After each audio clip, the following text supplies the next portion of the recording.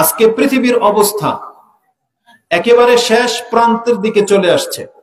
মানুষ যখন তখন মরে যাচ্ছে, যখন তখন বিশৃঙ্খলা ঘটতেছে এবং পৃথিবীর প্রায় জায়গাতে বিশৃঙ্খলা, যুদ্ধ, হত্যা লেগেই আছে। আমাদের বাংলাদেশও শুরু হয়ে গেছে। এই জন্য কে কখন কবে কিভাবে মরে যাবেন আপনি জানেন না। মৃত্যুর হার খুব বেশি দেখা দিয়েছে, আর এটা হচ্ছে কিয়ামতের একটা আলামত যে মানুষের হত্যা হবে খুব বেশি। রাসূল সাল্লাল্লাহু আলাইহি ওয়াসাল্লাম বলেছেন যে কিয়ামত যত ঘনিয়ে আসবে ফিতনা ছড়িয়ে পড়বে এবং হত্যা খুব ব্যাপক হারে বেড়ে যাবে। মানুষ মানুষকে হত্যা করবে, সে জানবে না যে কি কারণে তাকে হত্যা করেছে। ফিতনা এমন ভাবে বিপর্যয়ের সাথে বেড়ে যাবে। যেমন রাসূলুল্লাহ সাল্লাল্লাহু আলাইহি ওয়াসাল্লাম থেকে একটা হাদিস আপনি নিতে পারেন, যে হাদিসটি ইমাম বুখারী রাহিমাহুল্লাহ তিনি তার ফিতনার অধ্যায় 92 নম্বর অধ্যায়, হাদিস হচ্ছে 7061 7061 নম্বর হাদিস বুখারীতে রয়েছে।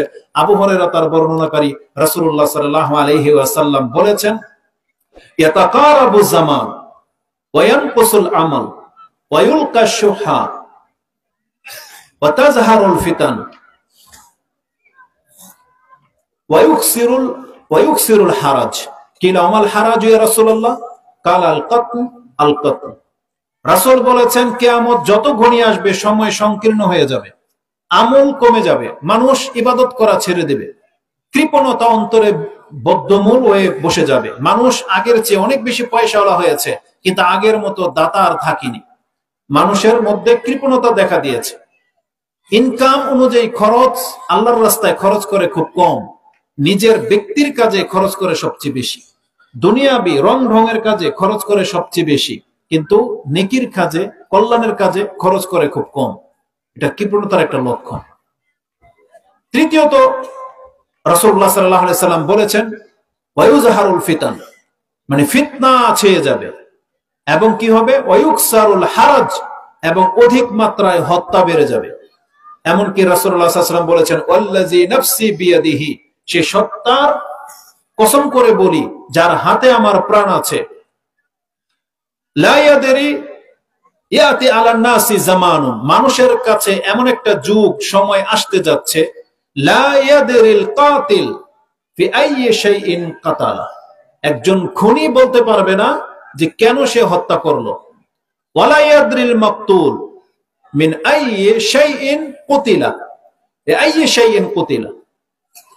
রাসূল বলেছেন মানুষের কাছে এমন একটা যুগ আসতে যাচ্ছে যে একজন খুনি বলতে পারবে না, উল্লেখযোগ্য কোনো কারণ বলতে পারবে না যে ওকে কেন হত্যা করা হলো, আর যে মরে গেছে ও বুঝতে পারবে না যে এই লোক আমাকে কেন হত্যা করলো, বুঝতে পারবে না। এত মারাত্মক পর্যায়ে চলে যাবে পৃথিবী, মানে হত্যা বেড়ে যাবে। এটা যদি আপনি বর্তমান প্রেক্ষাপটেও আমাদের পৃথিবীর মানুষের সাথে মিলান, বাংলাদেশের সাথে যদি মিলান, তাহলে কিছু কিছু জায়গায় আপনি মিল পাবেন যে একজন ব্যক্তি মাত্র 10 টাকার কারণে একজনকে হত্যা করে দিয়েছে। ডাকাত ঘরে ঢুকে যায় আচমকা, ঢুকে গিয়ে সে মানুষকে হত্যা করে দিল কিছু সম্পদের জন্য। রাস্তাঘাটে এমন কিছু ঘটনা ঘটে যে সে একটা অটোরিকশার জন্য একজন ব্যক্তিকে মেরে ঢালে ফেলে দিল আর অটো নিয়ে চলে গেল। এই অটোওয়ালা বুঝে না যে আমার কি অপরাধ, জানে না সেটা। সামান্য একটা রিকশার জন্য একজন মানুষকে হত্যা করে দেওয়া হচ্ছে, অথচ সে যাকে মারলো এটা কিন্তু মুসলিম ব্যক্তি ছিল। একজন মুসলিমের মান কি আজকে আপনাকে আমি স্মরণ করিয়ে দিব।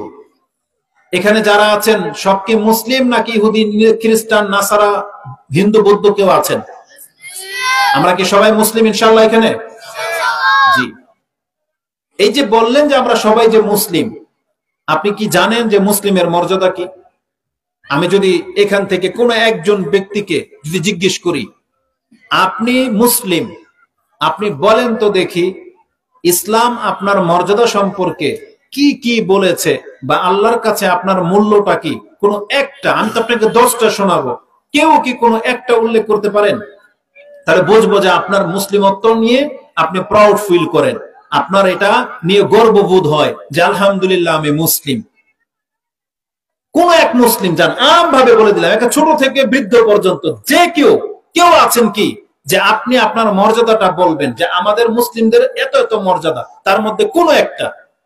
কেউ একজন বলেন তো দেখি, বলো কি মর্যাদা মুসলিমের, বলো বলো বলো, ভয় পায় না, ভয় পায় না, বলো। ছেলে বলো, তুমি কিছু একটা বলো, তুমি যে মুসলিম তোমার সম্মানটা কি, বলো বলো দেখি। তুমি বলতে পারলে যে এতগুলো লোক তোমার কাছে ছোট হয়ে যাবে, বলো দেখি, পারবা কেউ? বলো, সহজ করে দিব। যেমন ধরো, মুসলিমদের জন্যই জান্নাত, জান্নাতে মুসলিম ছাড়া আর কেউ ঢুকতে পারবে না, এটা হচ্ছে মুসলিমদের একটা বড় মর্যাদা। এই যে একটু আগেই বললাম যে মুসলিম মুসলিমকে হত্যা করবে, এটা কত বড় পাপ। মানে মুসলিমদের রক্ত হচ্ছে সবচেয়ে দামি, মুসলিমদের মান সম্মান ইজ্জত হচ্ছে সব থেকে দামি, মুসলিমদের সম্পদ সব থেকে দামি। কেউ যদি কোনো মুসলিমের রক্ত ঝরায়, মুসলিমের মান সম্মান নষ্ট করে, মুসলিমের সম্পদকে অন্যায়ভাবে হাসিল করার চেষ্টা করে, তাহলে আল্লাহ সুবহানাহু ওয়া তাআলার কাছে এ হবে সবচেয়ে বড় পাপী। মানে মুসলিমদের মান হলো কাবা ঘরের সমান। এটা কি জানো? শুনছো এর আগে? মুসলিমদের মান মর্যাদা, যেহেতু তুমি মুসলিম, তোমার সম্মান কাবা ঘরের যতটা সম্মান, তোমার ততটা সম্মান। আচ্ছা, হাদিসটা বলি তাহলে তুমি বুঝতে পারবা। রাসূলুল্লাহ সাল্লাল্লাহু আলাইহি ওয়াসাল্লাম বিদায় হজের ভাষণে বলেছেন, আইয়ু ইয়াউমিকুম হাযা, আইয়ু শাহরিকুম হাযা, আইয়ু বালাদিকুম হাযা। এটা কোন শহর?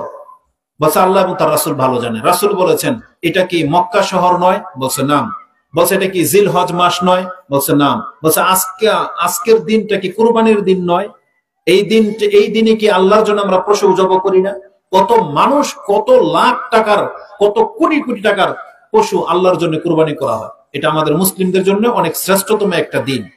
রাসূল বলেছেন, ইন্না দিমাআকুম ওয়া আমওয়ালুকুম ওয়া আরাদাকুম হারামুন কাহুরমাতি ইয়াউমিকুম হাযা ওয়া ফি শাহরিকুম হাযা ওয়া ফি বালাদিকুম হাযা।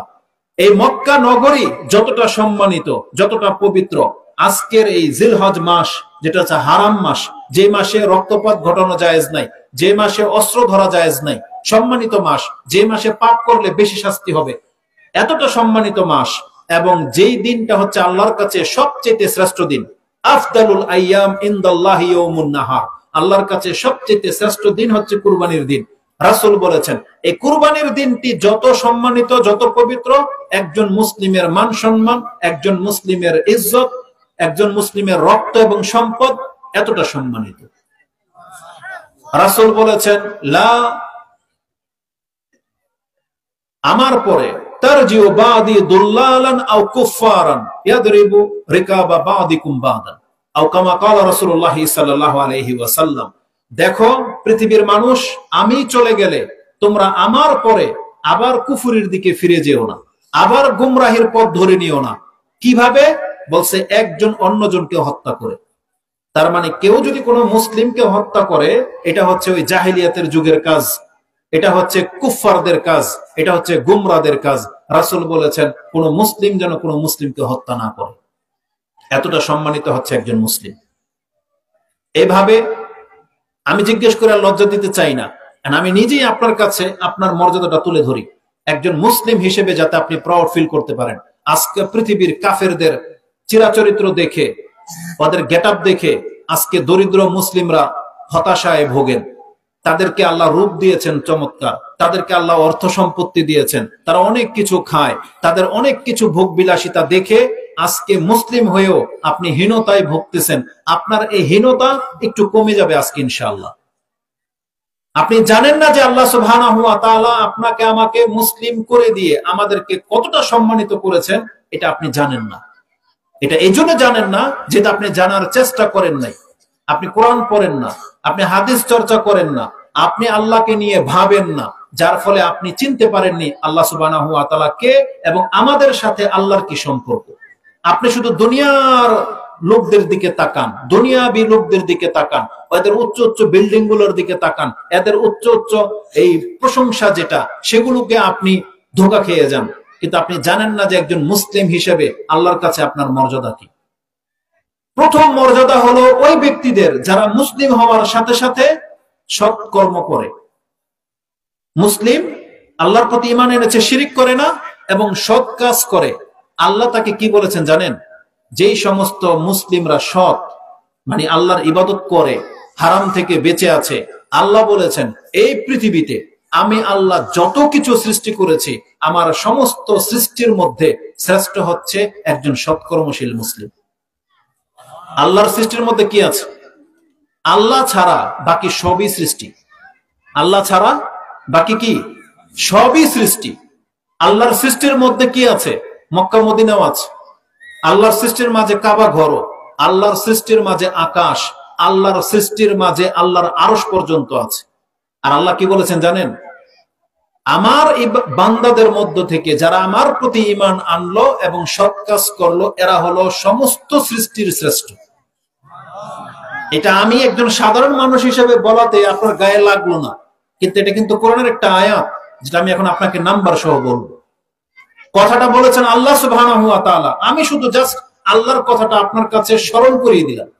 সূরা আল বাইয়িনাত 98 নম্বর সূরা, তার 7 নম্বরে আল্লাহ সুবহানাহু ওয়া তাআলা বলেছেন, ইন্নাল্লাযীনা আমানু ওয়া আমিলুস সালিহাত উলাইকা হুম খায়রুল বারিয়া, তারা হলো আমার সৃষ্টির মধ্যে শ্রেষ্ঠ। আপনি কি বোঝেন কথা? আল্লাহ সুবহানাহু ওয়া তাআলা বলেছেন যেই ব্যক্তি আমার প্রতি ঈমান আনলো এবং সৎ কাজ করে, সে হলো আমার সৃষ্টির মধ্যে শ্রেষ্ঠ।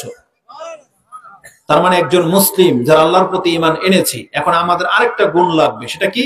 যদি আমরা আল্লাহর ইবাদত করি, তাহলে আমরা হয়ে যাব আল্লাহর সৃষ্টির মধ্যে শ্রেষ্ঠ। সমস্ত সৃষ্টির মধ্যে, জিন বলেন, পশু পাখি বলেন, ফেরেশতা বলেন, আকাশ জমিন বলেন, জান্নাত জাহান্নাম বলেন, যা আছে সব বারিয়া। আল্লাহ হচ্ছেন স্রষ্টা, আর তিনি যা সৃষ্টি করেছেন এগুলো সব বারি, তার সৃষ্টি। আল্লাহ বলেছেন আমার সমস্ত সৃষ্টির মধ্যে মানুষ হচ্ছে শ্রেষ্ঠ, ওই মানুষ যে আমার প্রতি ঈমান আনলো এবং সৎ কাজ করে। তার মানে একজন মুসলিমের মান আল্লাহর কাছে সব থেকে দামি। এটা আপনার প্রথম গ্রেড। দ্বিতীয় গ্রেড হচ্ছে আল্লাহ সুবহানাহু ওয়া তাআলা বলেছেন যে যে জান্নাত প্রস্তুত করে রাখা হয়েছে, এটা মুমিন মুত্তাকি মুসলিমদের জন্য আল্লাহ প্রস্তুত করে রেখেছেন। এই জান্নাত কোনো কাফের ঢুকতে পারবে না, যেটা আপনি সূরা আলে ইমরান 3 নম্বর সূরার 133 নম্বর আয়াতে পেয়ে যাবেন। আল্লাহ বলেছেন উইদ্দাত লিল মুত্তাকিন, আমি এই জান্নাতকে প্রস্তুত করে রেখেছি মুত্তাকিদের জন্য। এই মুত্তাকি মিন মুসলিম এবং মুমিন একই কথা। কারণ রাসূলুল্লাহ সাল্লাল্লাহু আলাইহি ওয়াসাল্লাম বিদায় হজের ভাষণে বলেছেন, আলা তোমরা কান খাড়া করে শোনো, লা ইয়াদখুলুল জান্নাহ ইল্লা নাফসুন মুসলিমাতুন, জান্নাতে কোনো মুসলিম ছাড়া অন্য কোনো ব্যক্তি ঢুকতে পারবে না। আপনারা হলেন সেই মুসলিম। কিন্তু কোরআন হাদিসের এই বর্ণনা আপনার কোনো ভ্রুক্ষেপ হয় না, অথচ আল্লাহ বলেছেন জান্নাতকে আমি প্রস্তুত করে রেখেছি শুধু মুসলিমদের জন্য। কিন্তু সেই মুসলিম আজকে সেই জান্নাত সম্পর্কে উদাসীন। আমি আপনাকে জান্নাতের দিকে নিয়ে যাব, তার আগে দুনিয়াতে আপনার সাথে কি করা হয় সেটা দুই একটা আমি আপনাকে বলি। ইমাম ইবনে মাজাহ তিনি তার কিতাবে উল্লেখ করেছেন যে আল্লাহ সুবহানাহু ওয়া তাআলা বলেছেন, লাযাওয়ালিদ দুনিয়া আহানু ইনদাল্লাহি মিন কাতলিল মুমিন, আও কামা ক্বালা রাসূলুল্লাহ সাল্লাল্লাহু আলাইহি সাল্লাম। আল্লাহর কাছে পুরো পৃথিবী ধ্বংস হয়ে যাওয়াটা সহজ, কিন্তু একজন মুসলিমের হত্যা হওয়া এটা আল্লাহর জন্য সহজ না। আল্লাহ বলেন একজন মুসলিমের মান পুরো পৃথিবীর চাইতে বেশি আল্লাহর কাছে। এবং ইমাম তিরমিজি রাহিমাহুল্লাহ তিনি তার কিতাবে হাদিস এনেছেন, যেটা কিতাবুদ দিয়াত 14 নম্বর অধ্যায়ের 11 নম্বর পর্বে আপনি পেয়ে যাবেন, যে রাসূলুল্লাহ সাল্লাল্লাহু আলাইহি ওয়াসাল্লাম বলেছেন, লাউ ইশতারাকু আহলাস সামাই ওয়াল আরদ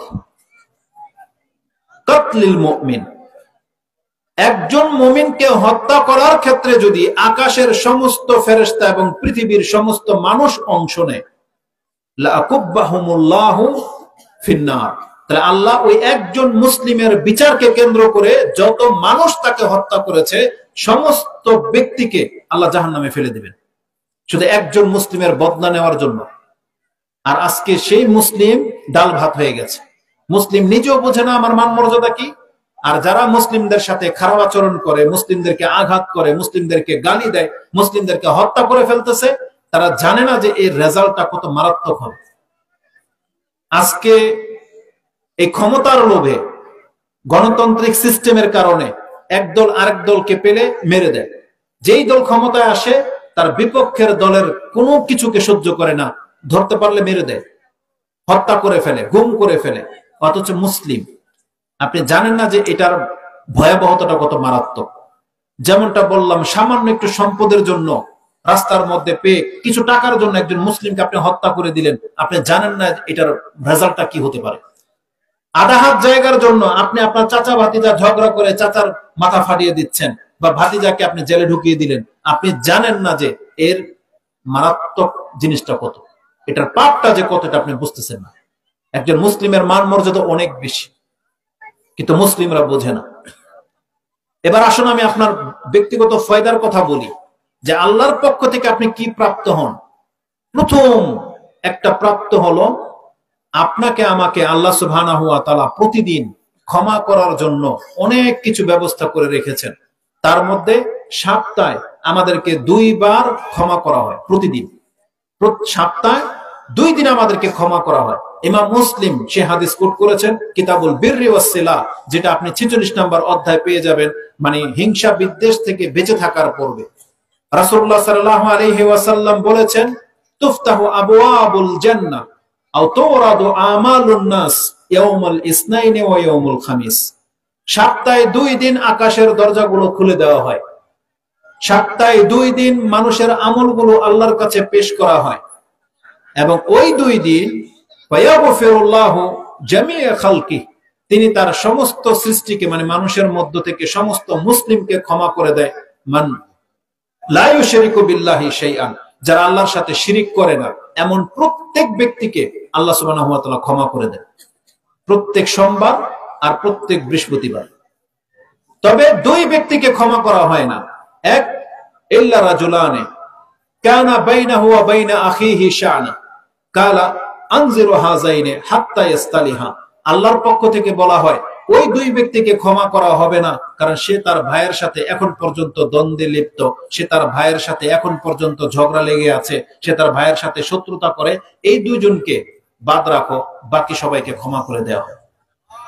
আর যখনই কোনো ব্যক্তি তার ভাইয়ের কাছে ক্ষমা চেয়ে নেয়, মিলে যায়, যখন মিলে যাবে তখনই তাদের জনকে ক্ষমা করে দেওয়া হবে। তাহলে প্রত্যেক সোমবার এবং বৃহস্পতিবার মুসলিমদেরকে ক্ষমা করে দেওয়া হয়, এটা আল্লাহর পক্ষ থেকে করা হয়। এই হাদিস ইমাম মুসলিম কোট করেছেন। কিন্তু আমাদের এই মুসলিমত্বের কোনো পরোয়া নাই, বা আমরা এগুলোকে কদর করতে জানি না। আল্লাহ সুবহানাহু ওয়া তাআলা আমাদেরকে ক্ষমা করার জন্য কি ব্যবস্থা করেছেন, ইমাম মুসলিম তার জানাজার অধ্যায়ে সে হাদিস এনেছেন।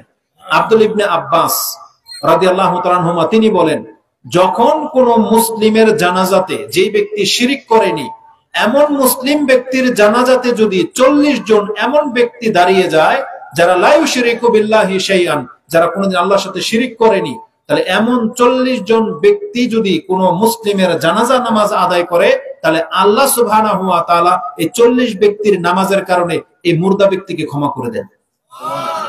এটা হচ্ছে মুসলিমদের মান মর্যাদা, যেটা আপনি কোরআন হাদিসে একেবারে ভরপুর পাবেন, যে আল্লাহ মুসলিমদের সাথে কত উত্তম আচরণ করে। বিচারের মাঠে কি করা হবে, যারা মুসলিম হয়ে মরবে, যেটা আল্লাহ বলেছেন তোমরা মুসলিম না হয়ে মৃত্যুবরণ করো না, তার মানে কোন ব্যক্তি যদি মুসলিম হয়ে মৃত্যুবরণ করতে পারে, তাহলে আল্লাহ সুবহানাহু ওয়া তাআলার সাধারণ ক্ষমা তারা পেয়ে যাবে। অসংখ্য ব্যবস্থা আল্লাহ রেখেছেন মুসলিমদেরকে ক্ষমা করার জন্য। মুসলিমদের মৃত্যুর যন্ত্রণা হলে গুনাহ খাতা মাফ হয়ে যায়, মুসলিমদেরকে হাসরের মাঠে কষ্টের কারণে গুনাহ খাতা মাফ হয়ে যাবে। আর কতক ব্যক্তির পাপ যদি অনেক বেশি হয়, তখন আল্লাহ সুবহানাহু ওয়া তাআলা হয়তো আল্লাহর ঘোষণা অনুযায়ী তাদেরকে জাহান্নামে ফেলে দিবেন, কিন্তু তার পরপরই রাসূলুল্লাহ সাল্লাল্লাহু আলাইহি ওয়াসাল্লামকে সুপারিশ করার অনুমতি দিয়ে দিবেন। রাসূলুল্লাহ সাল্লাল্লাহু আলাইহি ওয়াসাল্লাম 3 বার করে আল্লাহর কাছে সুপারিশ করবেন, এবং 3 বার আল্লাহ বলবেন, যান আপনি আপনার উম্মতের যাকে চিনেন তাকে জাহান্নাম থেকে বের করে নিয়ে আসেন। রাসূলুল্লাহ সাল্লাল্লাহু আলাইহি ওয়াসাল্লাম অসংখ্য উম্মতকে তিনি জাহান্নাম থেকে বের করে নিয়ে আসবেন। তারপরে ফেরেশতারা সুপারিশ করবেন, আল্লাহ অমুক ব্যক্তিকে ক্ষমা করা হোক। আল্লাহ ফেরেশতাদের এই সুপারিশ কবুল করবেন। তারপরে আসবে মুমিন বান্দারা, আপন ভাইয়ের জন্য সুপারিশ করা হবে, যে আল্লাহ আমরা তো একই সমাজের ছিলাম, আমাদের এই ভাই সালাত পড়তো, যাকাত দিত, আমাদের সাথে হজ করেছে, পাপের কারণে জাহান্নামে আটকে গেছে, আল্লাহ তাদেরকে মুক্ত করা হোক। আল্লাহ বলবেন, যাও যাদেরকে চিনো তাদেরকে বের করে নিয়ে আসো। এটা ইমাম মুসলিম কোট করেছেন, বুখারীতে আছে হাদিস। তারা বলবে রব্বানা, হে আমাদের প্রতিপালক, ইখওয়ানানা, আমাদেরই ভাই, ইউসাল্লুনা মানা ওয়া ইয়াসুমুনা মানা ওয়া ইয়াহুজ্জুনা, তারা আমাদের সাথে সালাত আদায় করত, আমাদের সাথেই সিয়াম পালন করত, আমাদের সাথেই হজ করেছে, কিন্তু জাহান্নামে আটকে গেছে। আল্লাহ সুবহানাহু ওয়া তাআলা বলবেন আখরিজুহুম মান আরাফতুম, তোমরা যাদেরকে চিনো তাদেরকে বের করে নিয়ে আসো। অসংখ্য মুসলিমকে মুক্ত করা হবে এই মুসলিমদের সুপারিশের মাধ্যমে। আল্লাহ সুবহানাহু ওয়া তাআলা দেখতে পাবেন যখন অসংখ্য মুসলিম এই সুপারিশগুলোর মাধ্যমে নাজাত পেয়ে যাবে, কিছু মানুষ বাকি থাকবে যাদেরকে সুপারিশ করার মতন কেউ থাকবে না। স্বয়ং রাসূল সাল্লাল্লাহু আলাইহি ওয়াসাল্লামের সুপারিশ তারা পাবে না, ফেরেশতাদের সুপারিশে অংশ নেয়নি, তার এমন কোনো ভাই বোন নাই, সন্তান নাই যে তার পক্ষে সুপারিশ করতে পারে, এতিমের মতো জাহান্নামে পড়ে থাকবে। তখন তাদের সম্পর্কে রাসূল বলবেন, আল্লাহ তুমি আমাকে অনুমতি দিয়ে দাও, যারা দুনিয়াতে লা ইলাহা ইল্লাল্লাহ বলেছিল আর কোনো ইবাদত তার নাই, এমন ব্যক্তিদেরকে জাহান্নাম থেকে মুক্ত করার অধিকার আমাকে দিয়ে দেওয়া হোক। আল্লাহ বলবেন যে না, এই অধিকার আপনাকে দেওয়া হবে না, তবে এটা আজকে আমার কাজ, এটা হচ্ছে আমার কাজ। যেই বান্দারা আমাকে সন্তুষ্ট করার জন্য লা ইলাহা ইল্লাল্লাহ বলেছিল, আমার সাথে শিরিক করেনি, এদেরকে উদ্ধার করার কাজ এটা আমি আল্লাহ নিজে নিব। তখন আল্লাহ সুবহানাহু ওয়া তাআলা তিনি তার নিজের হাতে জাহান্নাম থেকে 1 মুঠ কি 2 মুঠ আল্লাহ মুসলিমদেরকে মুক্ত করে দিবেন। কি মনে করেন, আল্লাহ যদি নিজের হাত দিয়ে জাহান্নাম থেকে উঠায়, কোন মুসলিম বাকি থাকবে? কোন মুসলিম বাকি থাকবে না। তাহলে যেই মুসলিম নিজেকে হেয় করেছে, নিজেকে মুসলিম করে মরতে পারেনি, এই ব্যক্তি শুধু নাজাত পাবে না, কিন্তু যেই ব্যক্তি নিজেকে মুসলিম করে মরতে পারে সেই ব্যক্তি নাজাত পেয়ে যাবে।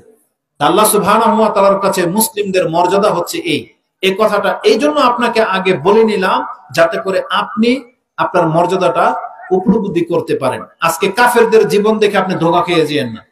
আজকে যারা পাপী অসংখ্য নিয়ামতের মাঝে আছে আর আপনি হালাল ভাবে থাকার কারণে আপনার কষ্ট হচ্ছে, আপনার শানে একটা হাদিস রয়েছে যেটা ইমাম মুসলিম কোট করেছেন, 6981 নম্বর হাদিসটা আপনি দেখে নেন, যেটা মুসলিমের 52 নম্বর পর্বে আছে। জাহান্নামের বর্ণনা এবং জান্নাতের বর্ণনার মধ্যে রয়েছে। রাসূলুল্লাহ সাল্লাল্লাহু আলাইহি ওয়াসাল্লাম তিনি বলেন, ইউতা আশাদ্দুন নাসি বুসান ফিদ দুনিয়া মিন আহলিল জান্নাহ, জান্নাতীদের মধ্য থেকে একজন হতদরিদ্র মুসলিমকে নিয়ে আসা হবে। যে ব্যক্তি জান্নাতি তাকে নিয়ে আসা হবে যে দুনিয়াতে অনেক বেশি কষ্টে ছিল। ফায়ুসবাগু সাবগাতান ফিল জান্নাহ, তাকে আল্লাহ সুবহানাহু ওয়া তাআলা ধরে জান্নাতে শুধু একটু বাতাস লাগিয়ে দিয়ে বের করে নিয়ে আসবেন। কেন? বিচার কিন্তু মাত্র শুরু, এখনো তাকে জান্নাত দেওয়া হয় নাই, কিন্তু বিচারের মাঠে সমস্ত মানুষকে দেখানোর জন্য একজন হতদরিদ্র অভাবী একজন মুসলিমকে নিয়ে আসা হবে এবং তাকে প্রথমবার জান্নাতে ঢুকিয়ে দিয়ে বের করে নিয়ে আসা হবে। এবং আল্লাহ বলবেন, ইয়া ইবনা আদম হাল রাআইতা শিদ্দাতান কাত্তু হাল মাররা বিকা বুরসান কাত্তু, বল তো দেখি তোর পৃথিবীর ইতিহাসে তোর কোনো দুঃখ কষ্টের কথা মনে আছে কিনা, তোর কোনো অভাব ছিল কিনা। এই ব্যক্তি শুধু জান্নাতের একটু বাতাস খাওয়ার কারণে সেই ব্যক্তি বলবে, লা ওয়াল্লাহি ইয়া রাব, হে আল্লাহ, হে আমার প্রতিপালক, লা রাআইতু শিদ্দাতান কাত্তু ওয়ালা মাররা বি বুরসান কাত্তু, আমি পৃথিবীতে যতদিন ছিলাম আমি কোনোদিন অভাবে ছিলাম বলে আমার মনে হয় না। শুধু জান্নাতের একটু বাতাস লাগার কারণে ওর জীবনের যত দুঃখ কষ্ট আছে সব ভুলে যাবে। এটা হলো জান্নাত। যে জান্নাত থেকে আজকে আমরা উদাসীন হয়ে গেছি না, যে জান্নাতকে আপনি উপেক্ষা করে শুধু দুনিয়ার জন্য বেঁচে আছেন না। আজকে যারা আমাদের যুবকরা ফ্রিডম লাইফটাকে বেছে নিয়েছেন, আপনি জান্নাতকে পরোয়া করতেছেন না, আপনি ভুলে গেছেন যে জান্নাত কি জিনিস, আপনি ভুলে গেছেন। আপনাকে এটা স্মরণ করিয়ে দিই যে জান্নাত কি জিনিস। হাদিসটা আমার সামনে আছে, একটা হাদিস। মূসা আলাইহিস সালাম তিনি তার রবকে জিজ্ঞেস করেছিলেন, আল্লাহ পৃথিবীতে যত মানুষ আছে তার মধ্য থেকে সর্বনিম্ন বা সর্বশেষ জান্নাতের রেজাল্ট কি? এটা আমি বের করে রেখেছিলাম যাতে আপনাদেরকে দেখানো যায়। হাদিসটি ইমাম মুসলিম কোট করেছেন, 353 নম্বর হাদিসে ঈমানের অধ্যায় রয়েছে যে সর্বশেষ ব্যক্তি জান্নাতে যে যাবে তার মূল্যটা কি। মূসা আলাইহিস সালাম জিজ্ঞেস করেছেন, আদনা আহলিল জান্নাহ মানজিলাতান, হে প্রতিপালক আপনি আমাদেরকে জানান সর্বনিম্ন জান্নাতের মূল্য কি। তখন আল্লাহ সুবহানাহু ওয়া তাআলা বলছেন, হুয়া, সে তো এই ব্যক্তি হবে, ইয়াজিউ, আসবে, বাদা মা ইউদখিলুল জান্নাতাল জান্নাহ, জান্নাতীরা জান্নাতে ঢুকে যাওয়ার পর সে সবার শেষে আসবে, মানে একেবারে জাহান্নামে শাস্তি পেতে পেতে যখন তার পাপ মাফ হবে বা আল্লাহর দয়া হবে, তখন তাকে উঠানো হবে, সে একা হামাগুড়ি দিয়ে জান্নাতের দিকে আসবে। ঘটনাটা লম্বা, এই হাদিসে শর্ট করা হয়েছে। রাসূল সাল্লাল্লাহু আলাইহি ওয়াসাল্লাম বলেছেন, আমি ওই ব্যক্তিকে দেখতে পাচ্ছি যে হামাগুড়ি দিয়ে জাহান্নাম থেকে উঠে আসতেছে। সে সর্বশেষ ব্যক্তি, সে আল্লাহর সাথে কথা বলতে সাহস পাবে না, কারণ অনেক পাপী ছিল। কিন্তু আল্লাহ যে তাকে ক্ষমা করবেন এই সময় এ বুঝতে পারেনি, এই জন্য আল্লাহ তাকে সুযোগ দিয়েছে সে কোন রকম জাহান্নামের গর্ত থেকে উঠে আসবে।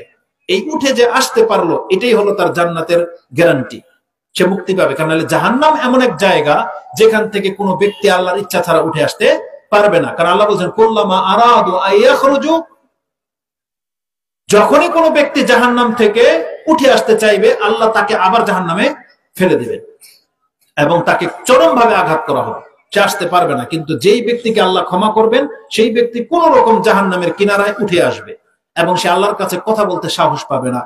লম্বা টাইম সে চুপ করে দাঁড়িয়ে থাকবে, কারণ কোন মুখ নিয়ে আল্লাহর কাছে চাইবে। এক পর্যায়ে সে বলবে, আয় রাব্বি, হে আমার প্রতিপালক, আমার চেহারাটাকে জাহান্নামের আগুন থেকে ঘুরিয়ে দেওয়া হোক। আহারাকানি রিহুহা, আমাকে জাহান্নামের তাপ আমাকে জ্বালিয়ে দিচ্ছে, ঝলসে দিচ্ছে। আল্লাহ তুমি আমার উপর একটু দয়া করো, এই জাহান্নামের থেকে আমার মুখটাকে একটু ঘুরিয়ে দেওয়ার অনুমতি দিয়ে দাও। তখন আল্লাহ তার কাছ থেকে ওয়াদা নেবে যে আমি যদি এখন তোমাকে জাহান্নাম থেকে মুখ ঘুরানোর অনুমতি দিয়ে দেই, একটু পরে আবার তুমি আমার কাছে অন্য কিছু চেয়ে বসবে। তখন সে বলবে, আল্লাহ তোমার ইজ্জতের কসম, আমি তোমার কাছে আর কিছু চাইবো না। তখন আল্লাহ সুবহানাহু ওয়া তাআলা এই ব্যক্তিকে জাহান্নামের মুখ থেকে মুখ ঘুরানোর অনুমতি দিয়ে দিবেন, তার মুখটা জান্নাতের দিকে করে দেওয়া হবে। এই ব্যক্তি দূর থেকে জান্নাত দেখতে পাবে, বেশ কিছুক্ষণ চুপ থাকবে, তারপর আবার সে আল্লাহকে ডাকবে এবং বলবে, ইয়া রাব্বি কাররিবনি ইলা বাবিল জান্নাহ, আল্লাহ তুমি আমাকে জান্নাতের দরজার কাছে শুধু দাঁড় করিয়ে দাও, আমি আর কিছু তোমার কাছে চাইবো না। আল্লাহ তো জানে যে কি চাইবে, শর্ট করে দিই। সেই ব্যক্তিকে এক পর্যায়ে আল্লাহ সুবহানাহু ওয়া তাআলা জান্নাতের কিনারায় গাছের নিচে দাঁড় করিয়ে দেবেন। এই ব্যক্তি বাহির থেকে জান্নাতের নাজ নেয়ামত দেখতে থাকবে এবং অন্তর থেকে আকাঙ্ক্ষা করতে থাকবে যে কিভাবে আমি এটা এখন প্রাপ্য হব। সে আবার আল্লাহকে ডাকা শুরু করবে এবং আল্লাহ সুবহানাহু ওয়া তাআলা বলবেন সেই ব্যক্তিকে, ইয়া ইবনা আদম ওয়াইলাকা মা আকদারাকা, কত দুর্ভোগ তোমার যে তুমি কত বিশ্বাসঘাতক, একটু আগে তুমি আমার সাথে ওয়াদা করেছো যে আমার কাছে আর কিছু চাইবে না, আবার তুমি আমাকে ডাকা শুরু করেছো। তখন আল্লাহ বলবেন যে ঠিক আছে, কি চাও তুমি? তখন সেই ব্যক্তি বলবে, ইয়া রাব্বি কাররিবনি ইলা বাবিল জান্নাহ, আমাকে শুধু আপনি জান্নাতের দরজার কাছে যাওয়ার অনুমতি দিয়ে দেন। সেই ব্যক্তিকে সেটাও দেওয়া হবে। এখন দরজার সামনে দাঁড়িয়ে সে আল্লাহর কাছে আর চাইবি বা কিভাবে, এখন সে কান্না করতে থাকবে। এক পর্যায়ে আল্লাহর পক্ষ থেকে তাকে ডাকা হবে যে সাল, তুমি চাও কি চাও? তখন তাকে বলা হবে, আল্লাহ আমাকে জান্নাতে ঢোকার অনুমতি দিয়ে দেবে। তখন শুধু আল্লাহ তাকে জান্নাতে ঢোকার অনুমতি দেবে না, এবং বলা হবে, সাল, তুমি চাও, তুমি কি চাও? তখন সেই ব্যক্তি যখন জান্নাতে ঢুকবে আর দেখবে সবাই যার যার জায়গা দখল করে রেখেছে, তখন সে বলবে, ইয়া রাব্বি কুল্লুন নাস ইয়াখুযু মাকানাহুম, তারা তো তাদের জায়গা দখল করে বসে আছে। কিন্তু আল্লাহ সুবহানাহু ওয়া তাআলা তখন তাকে বলা হবে, যেটা এই হাদিসের মধ্যে রয়েছে, তুমি কি এতে সন্তুষ্ট যে আমি যদি পৃথিবীর কোন বাদশার একটা বাদশাহিত্যের মালিক আজকে তোমাকে করে দেই, তুমি কি সন্তুষ্ট? সে বলবে, রাদিতু ইয়া রাব, হে আমার প্রতিপালক, আমি সন্তুষ্ট, এতটাই আমার যথেষ্ট।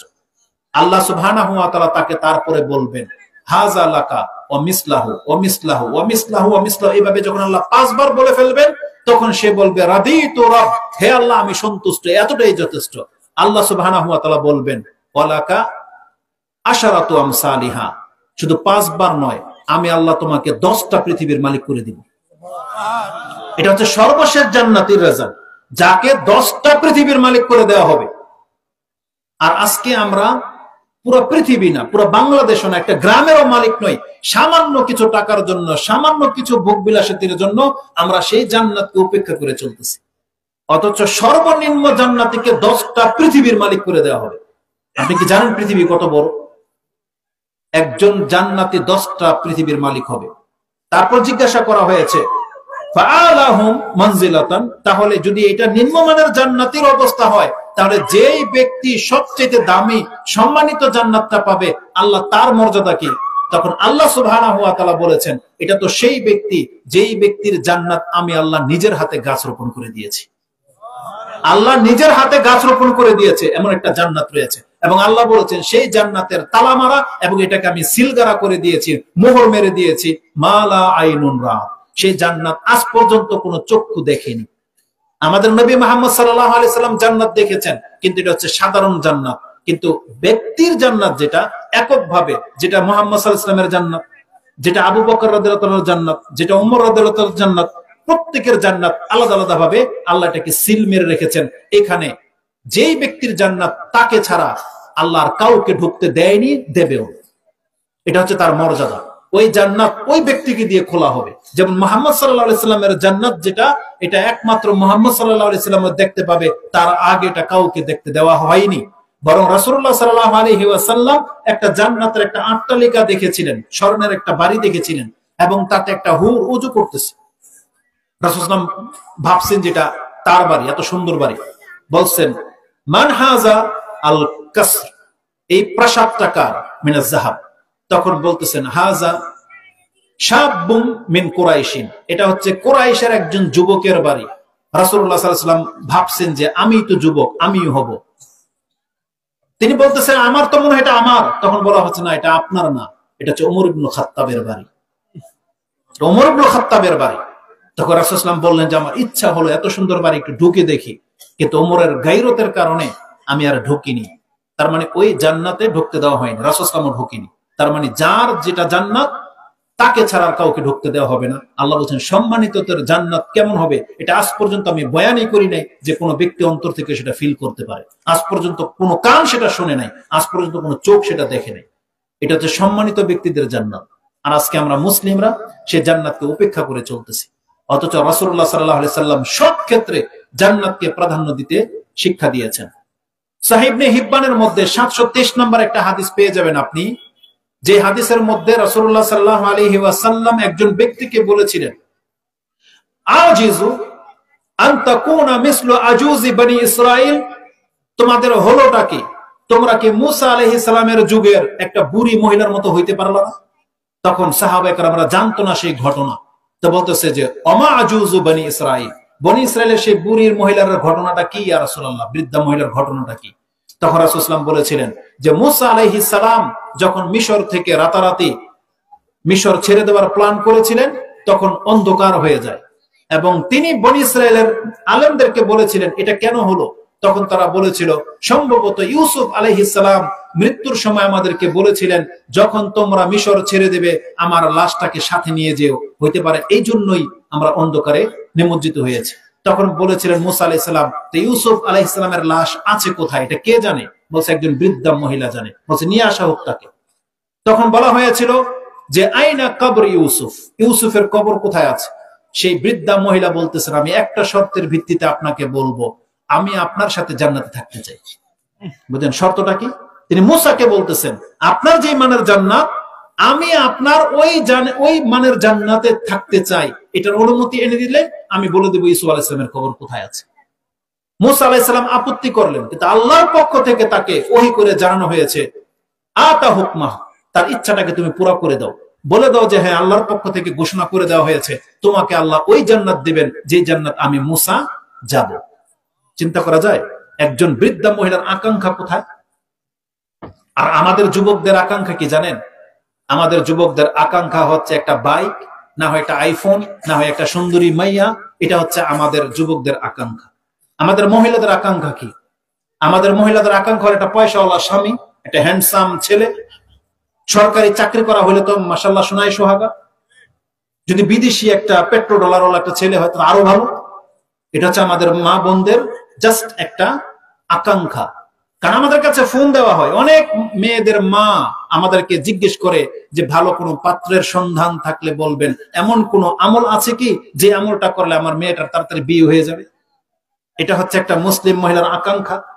অথচ ফেরাউনের স্ত্রী যখন মরে যাবে তিনি আল্লাহর কাছে কি চেয়েছিলেন? সুবহানাল্লাহ, তিনি আল্লাহর কাছে চেয়েছিলেন আল্লাহ আমার বাড়িটা যেন একবার তোমার নিকটে হয়।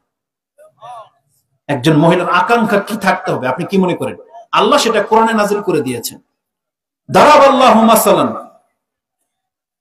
ইমরাআতান ফিরআউনা ইয ক্বালাত রাব্বি বিনিলি ইনদাকা বাইতান ফিল জান্নাহ যখন সে বলেছিল আল্লাহ তুমি আমার বাড়িটা তোমার নিকটে বানিয়ে দাও, তার মানে জান্নাতুল ফেরদৌসের একবার উচ্চ স্থানে তার বাড়িটা তিনি চেয়ে নিয়েছিলেন। আর আল্লাহ যে কবুল করেছেন তার প্রমাণ হলো কোরআনের এই আয়াত, যেটা আল্লাহ তাকে এটা দিয়ে দিয়েছে।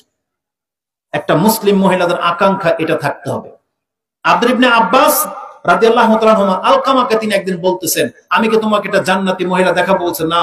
বলছে হাযিহিল মারআতু সাওদা, এই যে কালো মহিলাটা দেখতে পাচ্ছ এটা হচ্ছে জান্নাতি মহিলা। আতাতিন নবী সাল্লাল্লাহু আলাইহি ওয়াসাল্লাম, সে একদিন রাসূল সাল্লাল্লাহু আলাইহি ওয়াসাল্লামের কাছে এসে বলতেছে, ইয়া রাসূলুল্লাহ উদুল্লাহ আলী আইয়াতাকাশাফা। তো তিনি বলেছিলেন, ইয়া রাসূলুল্লাহ উদুল্লাহ আলী আসরিউ ওয়া আনা আতাকাশাফ, আমার মৃগী ব্যারাম হয়, আর আমার যখন মৃগীর রূপ ওঠে আমার কাপড় খুলে যায়, মানুষ তখন দেখে হাসাহাসি করে। আপনি আল্লাহর কাছে দোয়া করেন আল্লাহ যেন আমার রোগকে দূর করে দেয়। তখন রাসূল সাল্লাল্লাহু আলাইহি ওয়াসাল্লাম বলেছেন, ইন শি'তি সাবারতি ওয়ালাকিল জান্নাহ, আমি তোমার জন্য একটা অপশন দিচ্ছি, তুমি যদি ধৈর্য ধারণ করো এই রোগের উপরে ভিত্তি করে, তোমার জন্য গ্যারান্টি আছে তুমি জান্নাত পাইবা। আর যদি তুমি এখন চাও আমি আল্লাহর কাছে দোয়া করব আইয়ু আফিয়াকি, তাহলে আমি দোয়া করে দেব। এই মহিলা যখন সংবাদ পেল যে আল্লাহর রাসূল এখন যদি দোয়া করে দেয় আমার রোগ ভালো হয়ে যাবে, আর আমি যদি ধৈর্য ধারণ করি তা তিনি আমাকে জান্নাতের গ্যারান্টি দিচ্ছেন, তিনি বলতেছেন আসবিরু, দোয়া করা লাগবে না ইয়া রাসূলুল্লাহ, আমি ধৈর্য ধারণ করে নিলাম। বুঝেন, জান্নাতের কথা শুনে সে বলছে আমি ধৈর্য ধারণ করে নিলাম, তবে উদুল্লাহ আলী, আপনি আল্লাহর জন্য দোয়া করেন আল্লাহ আতাকাশাফা, তবে আমার যে কাপড় খুলে যায় এটা আমার লজ্জা লাগে, অতএব আপনি অন্তত আল্লাহর কাছে এই দোয়াটা করে দেন যে আবার মৃগী ব্যারাম হোক কিন্তু আমার গায়ের থেকে কাপড় যেন না খুলে। রাসূল তার জন্য দোয়া করে দিলেন। আব্দুল্লাহ ইবনে আব্বাস বলতেছেন, এই মহিলার রোগ তো হয়েছে কিন্তু জীবনে কোনোদিন তার দেহ আর কেউ দেখেনি, কাপড় কোনোদিন খুলে যায়নি। এই হাদিসের মধ্যে কয়েকটা জিনিস আছে, আমাদের মা বোনদের জন্য একটা শিক্ষা আছে যে জান্নাতি যারা হবে তাদের চিন্তাধারা কেমন হতে পারে। একজন মহিলা নিজের ইচ্ছায় কাপড় খোলে না, তার রোগ হয়, রোগের কারণে তার হুঁশ থাকে না, তারপর তার কাপড় খুলে যায়, সেটাকে পর্যন্ত তিনি পছন্দ করতেছেন না নিজের জন্য যে আমার কাপড় খুলে যায়।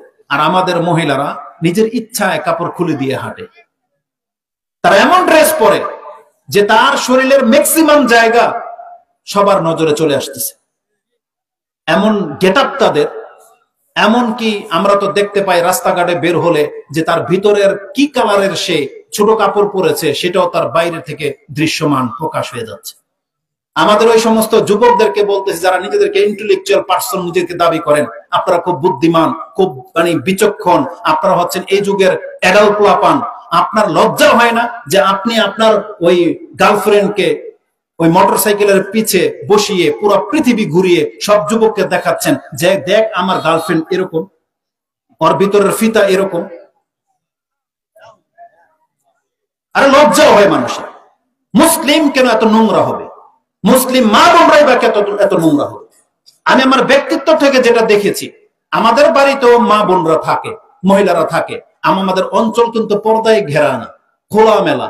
আমরা বহু কাপড় শুকাতে দেখেছি আমাদের সময়কালের মা বোনদের, তারা বাহিরে কাপড় শুকাতো, এটা আমাদের সাক্ষী, আপনারও সাক্ষী। আপনি কি লক্ষ্য করে দেখেছেন যে মা বোনরা যখন তাদের ব্রা বা ছোট কিছু শুকা দেয় সেটা আরেকটা কাপড়ের নিচে শুকা দেয়? দেখেছেন?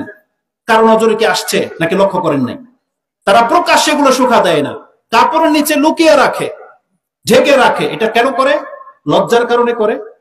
তাহলে সেই লজ্জা এখন হারিয়ে কেন গেল? সেই জিনিসটা এখন তারা বের করে দিয়ে কিভাবে হাঁটে? যেটা শুকা দিতে লজ্জা পায় সেটা মানুষের কাছে প্রকাশ কিভাবে করে? এটা কিভাবে মুসলিমদের চরিত্র হতে পারে? এটা কোনো মুসলিম মহিলাদের চরিত্র হতে পারে না। বরং মুসলিম মহিলাদের চরিত্র হবে সে তার দেহটাকে ঢেকে রাখবে। রাসূল তো বলেছেন আল মারআতু আওরা, মহিলা পুরো শরীরটাই হচ্ছে ঢেকে রাখার জিনিস, পুরো শরীরটাই, চেহারা থেকে নিয়ে একবার মাথা থেকে নিয়ে পা পর্যন্ত ঢেকে রাখার জিনিস। এটা হচ্ছে তাদের সম্মান। কিন্তু এই সম্মানটা তারা হারিয়ে ফেলেছে। তারা ইচ্ছা করে তাদের দেহটাকে প্রদর্শনী করে বেড়ায়। এটা কোনোদিন কাম্য নয়, কারণ জান্নাতি মহিলা কোনোদিন এটা হইতে দেবে না। আপনাকে আমি আরেকটা হাদিস শুনিয়ে দিই, এটা আপনার জন্য অত্যন্ত উপযোগী। যে হাদিসটা মুসনাদে আহমদের মধ্যে 25,660 নম্বরে রয়েছে। পেতে যদি আপনার কষ্ট হয় আর একটা সহজ নাম্বার বলে দিই, মিশকাতের মধ্যে আপনি হাদিস 1771 1771 নম্বরে পেয়ে যাবেন। আয়েশা রাদিয়াল্লাহু তাআলা আনহা তিনি বলতেছেন, এবং আরো সহজ করে দিই, মিশকাতে হাদিসটি জানাজার একবারে শেষ নাম্বার হাদিস। এই হাদিস দিয়ে জানাজার চ্যাপ্টার শেষ হয়ে গেছে। মিশকাতে রয়েছে। আয়েশা রাদিয়াল্লাহু তাআলা তিনি বলেন, আমার ঘরে রাসূলুল্লাহ সাল্লাল্লাহু আলাইহি ওয়াসাল্লামকে এবং আমার পিতা আবু বকরকে কবর দেওয়া হয়েছে।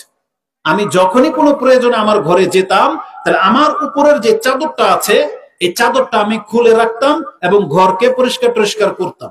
কিন্তু যেই দিন ওমর রাদিয়াল্লাহু তাআলা আনহুকে আমার ঘরে দাফন করা হয়েছে, তিনি বলতেছেন, ওয়াল্লাহি, আমি আল্লাহর কসম করে বলতেছি,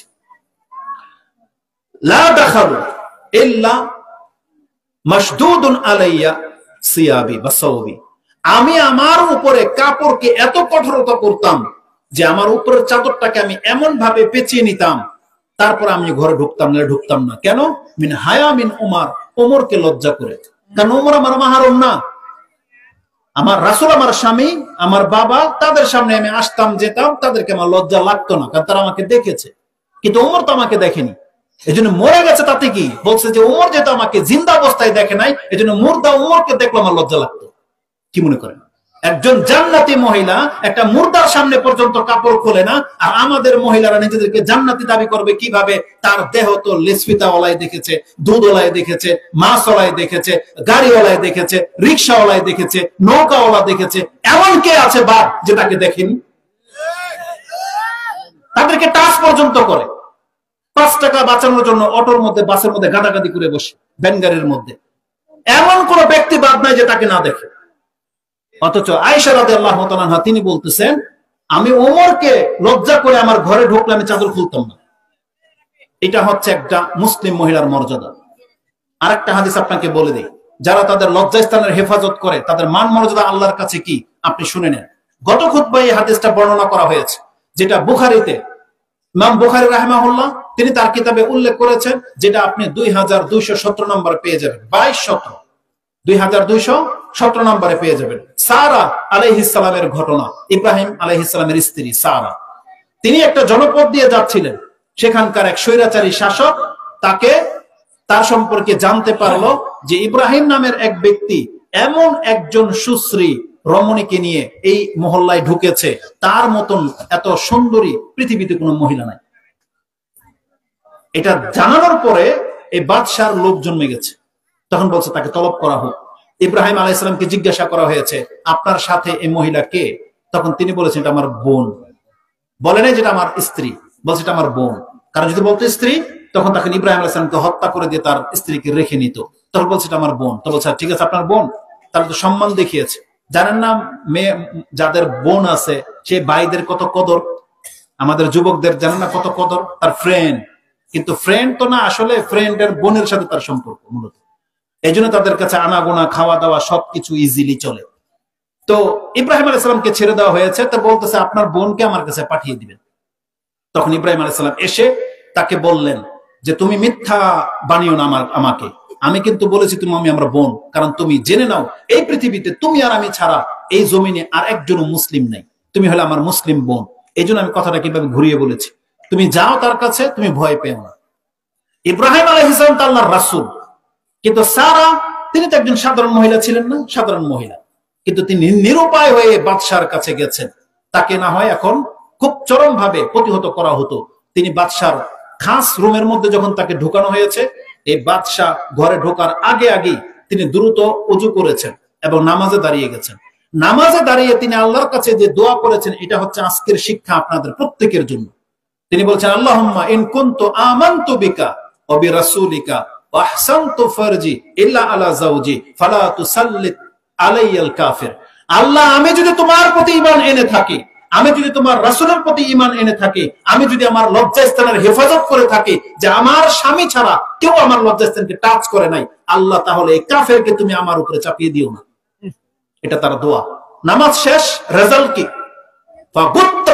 ওই কাফের প্যারালাইজডের মতো জমিনে ধপাস করে পড়ে গেছে। পড়ে গিয়ে হাত্তা রাকাদা রিজলাহু, সে তার পা দিয়ে জমিনে ধাপড়াচ্ছে। মানুষ দেখেন না মৃগের মানুষ কি করে, সে ধাপড়াচ্ছেন জমিনের মধ্যে। তখন সারা আলাইহিস সালাম ভয় পেয়ে গেলেন যে আল্লাহ, এই অবস্থায় যদি এখনো মরে যায়, তাহলে তো বাইরে সৈন্যরা দাঁড়িয়ে আছে, ওরা তো বলবে যে এই মহিলাকে হত্যা করেছে, আমাকে তো মেরে ফেলা হবে। আল্লাহ সাথে সাথে আবার এই বাদশাকে ভালো করে দিলেন। আবার এই দুষ্ট লোকটা আবার তার দিকে হাত বাড়িয়েছে, আবার ধসে গেছে। এভাবে 3 বার করার পরে যখন দেখলো যে না, একে তো টাচ করা যাবে না, তখন ঘর থেকে বেরিয়ে এসে বলতেছে এটা তো একটা শয়তান, একে জায়গা মতো দিয়ে আসা হোক। তখন সারা আলাইহিস সালামকে আবার ইব্রাহিম আলাইহিস সালামের কাছে ফেরত পাঠানো হয়েছে, সাথে সম্মান করে হাজার আলাইহিস সালামকেও গিফট হিসেবে দিয়ে দেওয়া হয়েছে, যেটা হচ্ছে ইসমাইল আলাইহিস সালামের মা। তখন ইব্রাহিম আলাইহিস সালাম পরবর্তীতে তিনি দাসী হিসেবে পেয়েছিলেন, তারপর মুক্ত করে দিয়ে বিয়ে করে নিয়েছিলেন, আর তার গর্ভে ছিল ইসমাইল আলাইহিস সালাম। এটা ইমাম বুখারী তার 2217 নম্বরে পেয়ে যাবেন। এখানে দোয়াটা কি আছে যে আল্লাহ যদি আমি তোমার প্রতি ঈমান এনে থাকি এবং আমি যদি আমার লজ্জাস্থানের হেফাজত করে থাকি, আল্লাহ তুমি কাফেরের কাছ থেকে তুমি আমাকে হেফাজত করো। আল্লাহ তাকে হেফাজত করে দেখিয়ে দিয়েছে। তাহলে আজকে আমাদের মুসলিমদের মান সম্মান কোথায়? আমাদের মা বোনরা এটা নিয়ে ভাবে না কেন? তারা নিজেদের দেহটাকে এভাবে ডাল ভাগ করে দিল কেন? সবার জন্য এত সস্তা কেন করে দিল? আল্লাহ সুবহানাহু ওয়া তাআলা তাকে তো দামি সৃষ্টি বলে উল্লেখ করেছেন। রাসূলুল্লাহ সাল্লাল্লাহু আলাইহি ওয়াসাল্লাম তো বলেছেন আদ-দুনিয়া কুল্লাহা মাতা, এই দুনিয়া সবটাই হচ্ছে সম্পদ। ওয়া খায়রুল মাতা'id দুনিয়া আল মারআতুস সালিহা, একজন ব্যক্তির কাছে সবচেয়ে দামি সম্পদ হলো যদি সে একটা সতী মহিলা পেয়ে যায়, যদি সে একটা দিনদার মহিলা পেয়ে যায়, তাহলে সে জেনে নেয় সবচেয়ে দামি সম্পত্তি সে গ্রহণ করতে পারবে। আমি আমাদের যুবকদেরকে বলতে চাচ্ছি, তুমি যাকে মোটরসাইকেলে নিয়ে উলঙ্গ করে ঘুরে বেড়াও, যাকে তুমি ফাস্টফুড খাওয়ানোর নামে গিয়ে তার দেহের মধ্যে আঘাত করো, তার দেহ তুমি স্পর্শ করো, আবার তোমার বন্ধুকে দিয়ে ভিডিও বানাও, তোমার লজ্জা থাকলে বলো তো দেখি এই মহিলাকে তুমি বিয়ে করবে কিনা? করবা তুমি বিয়া? যার দেহটা তোমার বন্ধুরা পর্যন্ত দেখেছে। আর তুমি যদি বিয়ে করো, তার বিয়ের পর থেকে তুমি তাকে অত্যাচার করবে, তুমি তো বলবা তুই একটা খারাপ মহিলা ছিলি, ঝগড়া লাগলেই বলবা।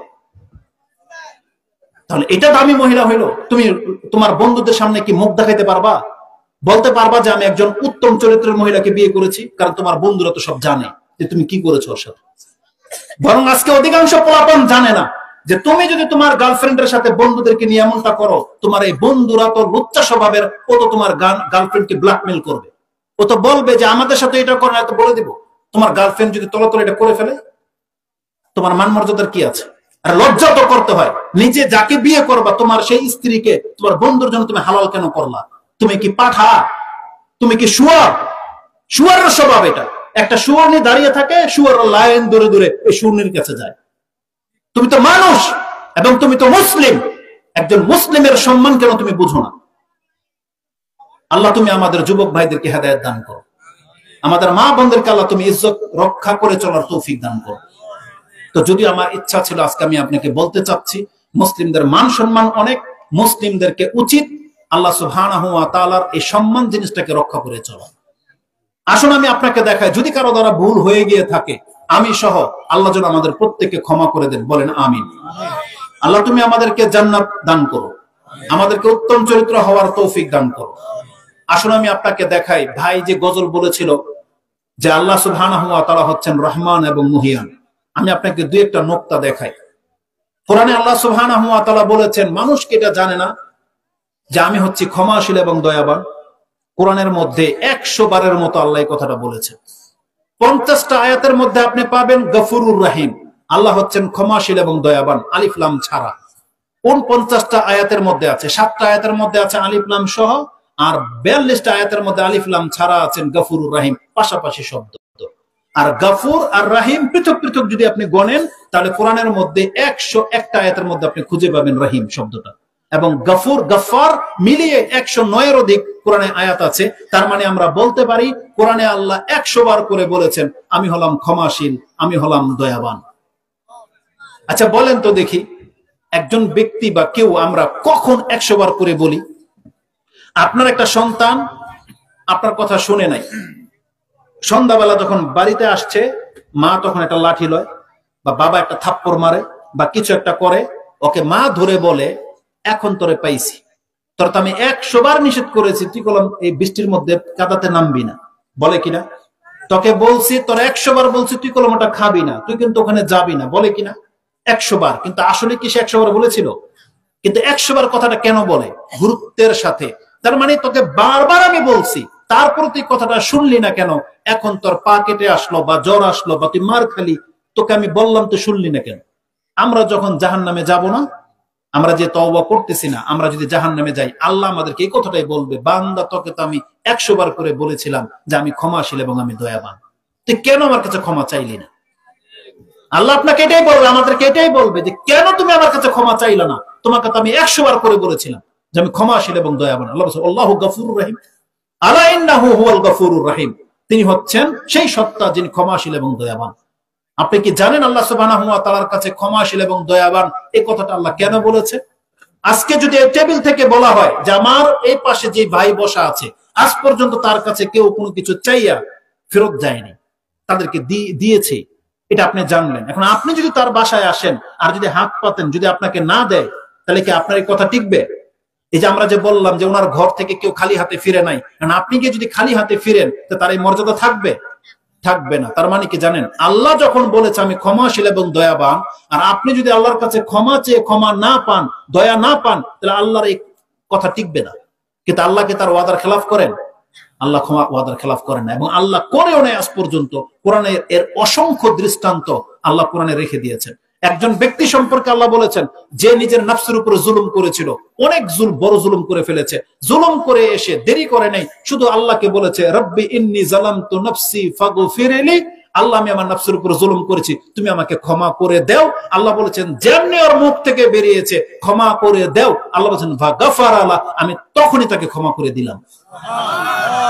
এটা সূরা কাসাস 28 নম্বর সূরার 16 নম্বর আয়াতে পেয়ে যাবেন।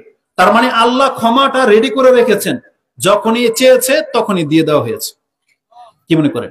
যেমন আপনি একটা চেক পানা, বিল পানা, আপনি আপনার জন্য কোম্পানির মালিক চেক লিখে রেখেছে, আপনি অফিসে আসেন চেক নিয়ে যান, এমনটা না বিষয়টা? তার মানে আল্লাহ আমাদেরকে ক্ষমা করে রেখেছেন। আল্লাহ বলেছেন তুমি যখন ক্ষমা চাইবা তখনই তুমি ক্ষমা প্রাপ্ত হয়ে যাবে। এই সম্পর্কে কত আয়াত কত হাদিস আপনি শুনতে চান?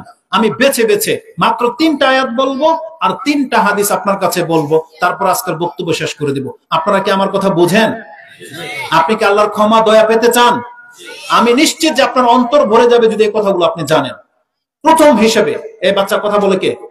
এই কথা বলে কে কে? শোনো, তুমি শোনো, তোমাকে শুনতে হবে। এটা কিন্তু তোমাদের জন্য ওয়াজ, এটা কিন্তু বড়দের জন্য না, তার তো কদিন পরে মরেই যাবে। এটা তোমাদের জন্য ওয়াজ, বুঝছো? তোমরা কথা বুঝো?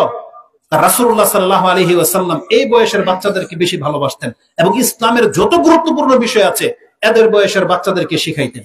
ডান হাতে খেতে হবে, বিসমিল্লাহ বলতে হবে, সামনের দিক থেকে খেতে হবে, বড়দেরকে সম্মান করতে হবে, বিসমিল্লাহ বলে ঘরে ঢুকতে হবে। এটা কাদের কাজ? তোমাদেরকে শেখায় নাই? আমল করো, করতে হবে, করবা তো ইনশাআল্লাহ। রাসূলুল্লাহ সাল্লাল্লাহু আলাইহি ওয়াসাল্লাম তিনি তার এই বয়সের একজন আপন চাচতো ভাই আব্দুল ইবনে আব্বাস, যার নাম শুনলে আমরা সম্মানের সাথে বলি রাদিয়াল্লাহু তাআলা আনহুমা, এভাবে বলি, তিনি হচ্ছেন মুফাসসিরে কোরআন। যাকে আপনি মুফাসসিরে কোরআন বলেন, রাসূল তাকে কয় বছরের বাচ্চা ছেড়ে গেছে জানেন? রাসূল সাল্লাল্লাহু আলাইহি ওয়াসাল্লাম যখন ইন্তেকাল করেন তখন আব্দুল ইবনে আব্বাসের বয়স মাত্র 7 থেকে 8 বা 10 ধরে নেন। 10 বছরের একটা বাচ্চা, যেই বাচ্চাকে উমর রাদিয়াল্লাহু তাআলা আনহু তার মজলিসে শুরার মধ্যে বসাতেন, উমর রাদিয়াল্লাহু তাআলা চেয়ারে বসলে আব্দুল ইবনে আব্বাসের জন্য এমন একটা চেয়ার রাখতেন যার বয়স মাত্র 10।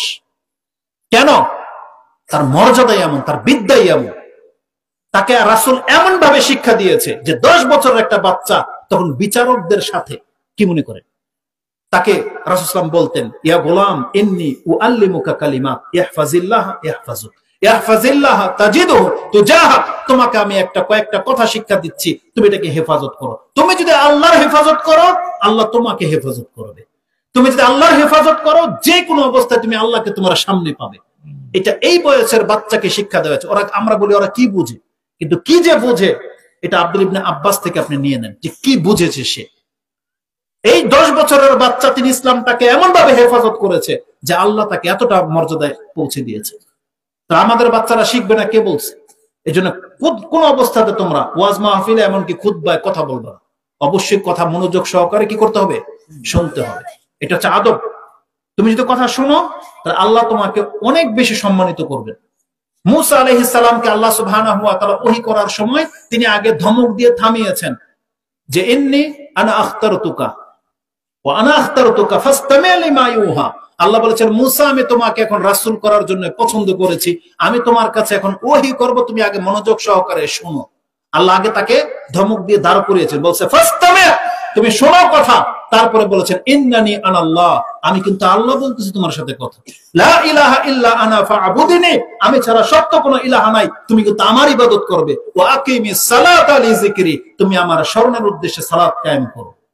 এটা মুসা আলাইহিস সালামকে আগে বলছে তুমি কান খাড়া করে শোনো, আমি তোমাকে ওহী করতেছি। এটা আপনি সূরা তাহা 20 নম্বর সূরার 12, 13, 14 নম্বর আয়াতে পেয়ে যাবেন।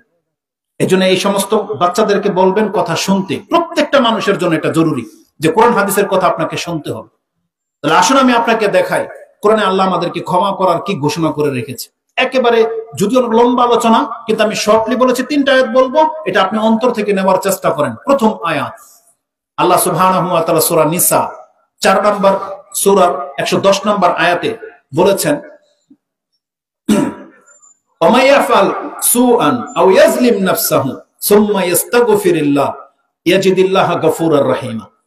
এমন কে আছো যে নিজে ইসরাফ করেছো, নিজে অনেক পাপ করেছো, আও ইয়াজলিম নাফসা, অথবা নিজের নফসের উপরে জুলুম করেছো। আমরা কি সবাই কম বেশি জুলুম করি নাই? আমরা কি পাপ করি নাই? তাহলে আল্লাহ আমাদেরকে বলতেছেন তোমাদের মধ্যে কে আছো যে পাপ তো হয়ে গেছে, জুলুম তো করে ফেলেছো, এখন করণীয় কি?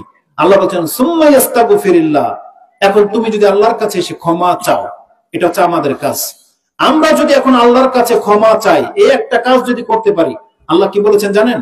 ইয়াজিদিল্লাহা গফুরার রহিমা, তাহলে তুমি আল্লাহকে ক্ষমাশীল এবং দয়াবান পাবে। কি পাবে? ক্ষমাশীল এবং দয়াবান পাবে। কথা মনে বুঝেন নাই? আমি তো বাংলাই বললাম। আল্লাহ বলেছেন এমন কোন পাপী বান্দা আছো, পাপ করে ফেলেছো, এখন তুমি যদি আল্লাহর কাছে ক্ষমা চাও, তাহলে আল্লাহকে তুমি ক্ষমাশীল এবং দয়াবান পাবে। কি বুঝলেন বলেন? কে কি বুঝলেন? কোন একজন? আল্লাহর কাছে ক্ষমা চাইলে আল্লাহ ক্ষমা করে দিবেন, এটা তো অন্তত বুঝছেন, তাই না? এই জন্য আপনার মুখ দিয়ে কিছুই বেরোয় নাই। এখন আমি আবারকে আরেকটু সহজ করে দেই, দেখি আপনাদের মুখ দিয়ে কিছু বেরোয় কিনা। আল্লাহ বলেছেন কে আছো পাপী, পাপ তো হয়ে গেছে, এখন তুমি যদি আল্লাহর কাছে বলো আল্লাহ তুমি আমাকে মাফ করে দাও, এটা যদি বলেন, কি চাইলেন আল্লাহর কাছে? ক্ষমা। কয়টা জিনিস? একটা চাইলেন না যে আল্লাহ তুমি আমাকে মাফ করো। আল্লাহ কি বলেছেন জানেন? তুমি যদি আল্লাহর কাছে ক্ষমা চাও, একটা জিনিস চাইলে না, তুমি ক্ষমা চাইবা, আল্লাহ বলেছেন আমি তোমাকে ক্ষমাও করব, তোমার উপরে দয়াও করব। তার মানে কোন পাপী যদি পাপ হয়ে যাওয়ার পরে আল্লাহর কাছে ক্ষমা চায়, আল্লাহ তাকে 2টা জিনিস দেয়, তাকে ক্ষমাও করেন, তাকে দয়াও করেন। ক্ষমাটা কি? ক্ষমা হলো আপনার পাপ মাফ, আপনার পাপ মাফ। আর দয়া কি জানেন? আপনার পাপের জীবনের যত গুনাহ আছে সব আল্লাহ নেকি দিয়ে রূপান্তরিত করে দেবে। এটা হচ্ছে আল্লাহর দয়া। এটা বুঝতে হলে আরো 5 মিনিট সময় নিতে হবে। একটা আয়াত রয়েছে সূরা ফুরকান 25 নম্বর সূরার 69-70 নম্বর আয়াত। তাতে আল্লাহ বলেছেন যে দয়াময়ের বান্দা যারা, যারা রহমতের প্রাপ্ত বান্দা হবে, যাদের উপরে রহম করা হবে, তারা কোনোদিন আল্লাহর সাথে শিরিক করতে পারে না, আল্লাহ ছাড়া কাউকে ডাকতে পারে না, তারা কোনোদিন মানুষকে হত্যা করতে পারে না, তারা কোনোদিন জিনা করতে পারে না। যদি করে নেন ইয়ালকা আসামা, আমি তাকে জাহান্নামে ফেলবো, ইউদাফ লাহুল আযাব, তাকে আমি কঠিন শাস্তি দেব। এটা বলার পর আল্লাহ বলতেছেন ইল্লা মান তাবা, তবে যারা শিরিক করে ফেলেছে ভুলে, হত্যা করে ফেলেছে কোনো কারণে, জিনা করে ফেলেছে শাহওয়াতের কারণে, এখন যদি সে তওবা করে, ইল্লা মান তাবা ও আমানা, আর যদি আমার প্রতি ঈমান আনে, যেহেতু শিরক করে ঈমান নষ্ট করে ফেলেছিল, এখন যদি বলে লা ইলাহা ইল্লাল্লাহ, আল্লাহ তুমি ছাড়া সত্য কোনো ইলাহ নাই, আমি ভুল করেছি আমাকে মাফ করে দাও, সে যদি তওবা করে আল্লাহর প্রতি ঈমান আনে, ওয়া আমিলা আমালান সালিহান, আর বাকিটা জীবন যদি সৎ কাজের উপরে লেগে যায়, আল্লাহ বলেছেন উলাইকা ইউবাদদিলুল্লাহু সাইয়্যাতিহিম হাসানাত, আমি আল্লাহ তার পাপের জীবনটাকে নেকির জীবন দিয়ে ঘুরিয়ে দেব। এটা কেন করবেন? আপনার চেহারা দেখে না, আপনি রাসূলের সন্তান সেজন্য, আপনি আরব, আপনি কোরাইশ সেজন্য না। ও কান আল্লাহু গফুরুর রহিম, আল্লাহ বলেছেন কেন না, আল্লাহ তো ক্ষমাশীল এবং দয়াবান। এই জন্য তুমি কার সন্তান এটা আল্লাহ দেখবে না, তুমি সাদা না কালো না ধনী না গরিব না ছোট না খাটো, এটা আল্লাহ দেখবে না। আল্লাহ বলছে আমি দেখবো শুধু আমার বান্দাও ক্ষমা চেয়েছে, ক্ষমা পাওয়ার যোগ্যতা রাখে। ইমাম মুসলিম রাহিমাহুল্লাহ তিনি তার তওবারতে হাদিস এনেছেন, একজন বান্দা যখন পাপ করে, ইজা আব্দুন যামবান, যখন কোন বান্দা পাপ করে আর যদি বলে ফেলে আয় রাব্বি গফিরলি যামবি, হে আমার প্রতিপালক তুমি আমার পাপকে মাফ করে দাও, তখন আল্লাহ সুবহানাহু ওয়া তাআলা ভাষাটা কি ব্যবহার করেছে জানেন? আল্লাহ তখন ওই ব্যক্তির দিকে তাকায় এবং দেখে তার আমার বান্দা। কারণ একজন ব্যক্তি পাপ করেছে, যার তার বান্দা হতে পারে, হয়তো মুশরিক, হিন্দু হতে পারে, কাফের হতে পারে, তখন আল্লাহর দিকে ভ্রুক্ষেপ করে না। কিন্তু যখন আল্লাহকে ডেকে নেয়, তখন আল্লাহ দেখতে পায় এটা আমার বান্দা, আমাকে ডেকেছে। যেমন ধরেন, এটা একটা এক্সাম্পল নিয়ে নেন, আপনি আপনার ঘরে আছেন, একটা বাচ্চার কান্না পাচ্ছেন, আপনি খাচ্ছেন, ভ্রুক্ষেপ করছেন না, হঠাৎ করে আপনার বাচ্চা ঘরে নাই, কেন যেন মনে হলো এটা আপনার বাচ্চার কণ্ঠ। আপনি কি ওই রিয়াকশনই করেন যেটা অন্যের বাচ্চা কানলে করেন? যদি অন্যের বাচ্চা কানতো আপনার কোনো সমস্যা হইতো, কিন্তু যখন আপনার বাচ্চা কানতেছে তখন কি করেন? আপনি তখন বলেন ওই কাঁদে কেন, জলদি দেখ কি হয়েছে, কে মারছে। ছোট বাচ্চা হলে আপনি পেরেশান হয়ে যান, ওকে কে মারলো। আপনি বাচ্চার কান্না সহ্য করতে পারেন না। আল্লাহ সুবহানাহু ওয়া তাআলা যখন দেখে কোন বান্দা, তার নিজের বান্দা পাপ করে ফেলেছে, আর আল্লাহকে ডেকে নিয়েছে, আয় রাব্বি গফিরলি যামবি, আল্লাহ তুমি আমার পাপকে মাফ করো, তখন বলে আযনাবা আবদি যামবান, আল্লাহ তখন বলে আমার বান্দা পাপ করে ফেলেছে, এটা আমার বান্দা। আযনাবা আবদি যামবান ও আলিমা আন্না লাহু রাব্বান, আর ও জেনে গেছে যে ওর একটা রব আছে, ইয়াখুযু বিযামবিন ওয়া ইয়াগফিরু বিযামবিন ওয়া ইয়াখুযু বিযামবিন, যে তার রব এতটা সম্মানিত যে চাইলে এখন তার পাপের কারণে তাকে ধরতেও পারে, আর চাইলে এখন তাকে ক্ষমাও করে দিতে পারে, ওইটা জেনে গেছে। এইভাবে যখন এই ব্যক্তি পাপ করতে থাকে আর আল্লাহর কাছে ক্ষমা চাইতে থাকে, এক পর্যায়ে আল্লাহ দেখে এ তো মুশরিক না, এ তো কাফের না, এ তো মুনাফিক না, এ তো আমারই বান্দা। তখন আল্লাহ বলেন, এ মাল মাশে, তোর দ্বারা যে কোনো পাপ হয়ে যাবে, তুই যখন আমার কাছে ক্ষমা চাইবি, আল্লাহ বলছেন এ মাল মাশে কাদ গাফারতু লাকা, আমি আল্লাহ তোকে ক্ষমা করে দিলাম। এটা ইমাম মুসলিম কোট করেছে। তার মানে একজন বান্দা যখন পাপ করে কিন্তু আল্লাহর কাছে ফিরে আসে, তখন আল্লাহর কাছে এটা এতটা বেশি পছন্দনীয় হয় যে এটা আমার বান্দা, আর আমার বান্দা আমার কাছে ক্ষমা চাইবে না তো কার কাছে ক্ষমা চাইবে। আর যখনই আল্লাহর কাছে ক্ষমা চায়, আল্লাহ তখনই তাকে ক্ষমা করে দেন। এবং আল্লাহ সুবহানাহু ওয়া তাআলা, এটা শয়তানের সাথে একটা চ্যালেঞ্জ ছিল। যে হাদিসটা আমি প্রথমে পাঠ করেছি, যে হাদিসটা মুসনাদে আহমদের মধ্যে 11244 রয়েছে, আবু সাইদ খুদরি তার বর্ণনাকারী, তিনি বলেন কালা রাসূলুল্লাহ সাল্লাল্লাহু আলাইহি ওয়াসাল্লাম কালা ইবলিস, ইবলিস একদিন বলেছিল লিরাব্বিহি, তার রবকে বিইজ্জাতিকা ওয়া জালালিক, আল্লাহ তোমার বরত্ব এবং তোমার ইজ্জতের কসম করে বলতেছি, লা আব্রাহু উগয়া বানি আদম মা দামাতু আল আরওয়াহু ফীহিম, আদম সন্তানের দেহে যতক্ষণ পর্যন্ত প্রাণ থাকবে আমি শয়তান ততক্ষণ পর্যন্ত ওকে গোমরাহ করিয়ে ছাড়ব। তার মানে ওকে আপনার পথে আসতে দেব না, ওকে আমি বিভিন্ন ভাবে পাপ করিয়ে ওকে আমার সাথে জাহান্নামে নিয়ে যাব। আল্লাহ চ্যালেঞ্জ গ্রহণ করেছেন, এবং এটা গ্রহণ করার সময় আল্লাহ ইবলিসকে বলে দিয়েছেন যে তুই তোর কাজ করতে থাক, তবে তুই এটা জেনে রাখ, বিইজ্জাতি ওয়া জালালি, আমিও আমার বরত্ব এবং ইজ্জতের কসম করে বলতেছি, লা আব্রাহু, আমি আল্লাহ ক্ষান্ত থাকবো না, আগফিরু লাহুম মাস্তাগফারুনি, আমার কোন বান্দা যতবার ক্ষমা চাইতে থাকবে আমিও আল্লাহ তাদেরকে ততবার ক্ষমা করতেই থাকবো। এটা হচ্ছে আল্লাহর ক্ষমা। আল্লাহ বলেছেন না, তুমি যদি ক্ষমা চাও তাহলে আমাকে তুমি ক্ষমাশীল পাবে। আর দয়াবান, আল্লাহ তো বলেই দিয়েছেন তোমার অতীতের পাপগুলোকে আল্লাহ নেকির দিয়ে ঘুরিয়ে দিবেন। এটা হচ্ছে আল্লাহ সুবহানাহু ওয়া তাআলার দয়া। এবং বিচারের মাঠে এই দয়াটা কিভাবে প্রতিফলিত হবে এটা বলে দিয়ে আজকের বক্তব্য শেষ করে দেব। ইমাম মুসলিম রাহিমাহুল্লাহ তিনি হাদিস এনেছেন, এটা হচ্ছে নাজওয়ার হাদিস।